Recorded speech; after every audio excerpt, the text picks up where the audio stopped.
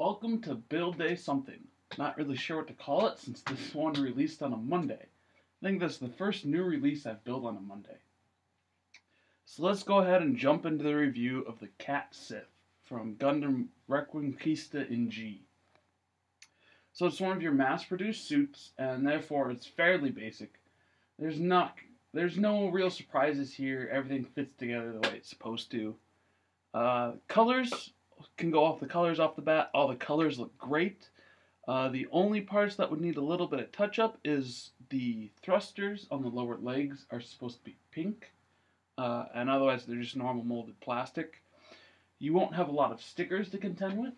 There's 4 on each shoulder, 2 on the front, 2 on the back, give it a little color. And then there's 2 black accent marks in the jetpack, and that's about all you have for that. So now let's go ahead and look at the articulation.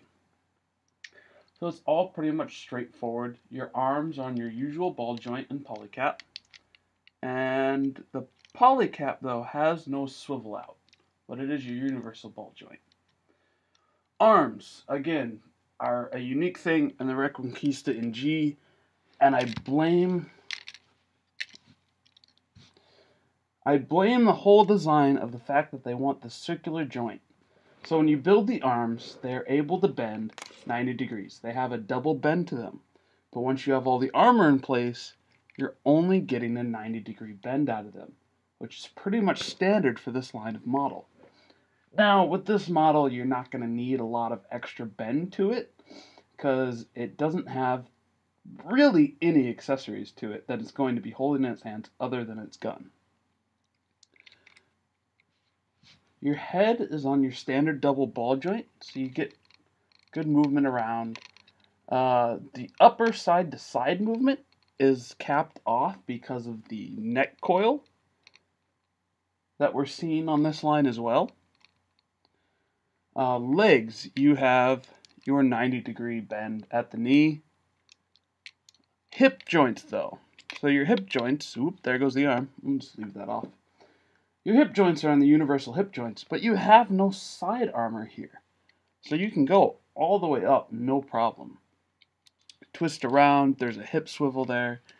Good forward motion, only stopped by the front skirt, but that can also keep going as long as nothing's in the way. You got full motion there. Front hip skirt is one piece that just flips up and down, so you don't have that option to split it into 2 pieces this time. So let's move on to the backpack for articulation. Well, first let's look at the shield arm.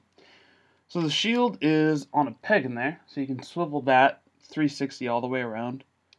You can swivel it up straight. So it's a little disappointing in what the shield arm can do.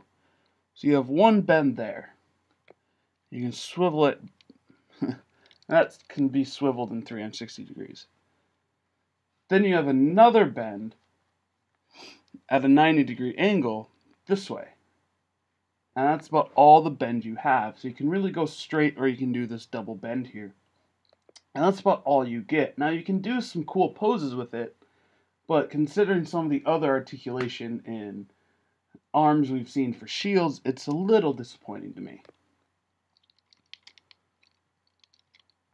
So on the backpack, for articulation, these are on double joints. So they unfold all the way, and you can lock them into place, or put them a little off-center underneath.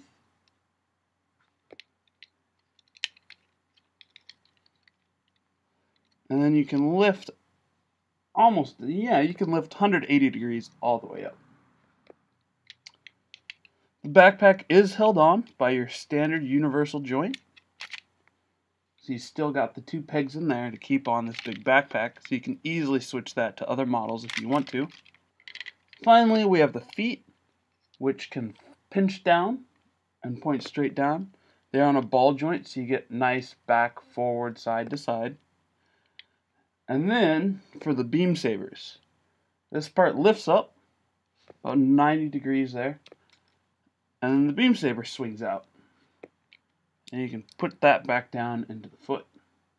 Now the beam sabers can only be used in the feet. It cannot be taken off and put on the hands, which is just weird to me, but this is the second one in this line we've seen that has beam sabers in its feet.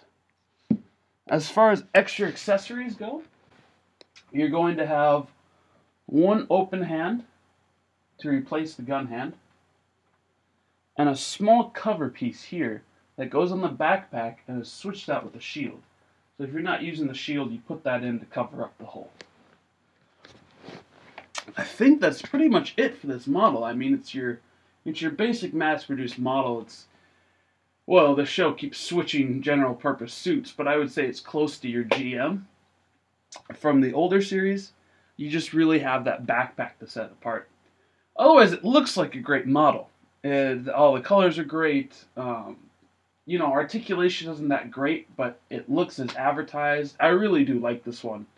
It's just, with this line, they are going for that big, rounded joint look, and that caps off the articulation for these.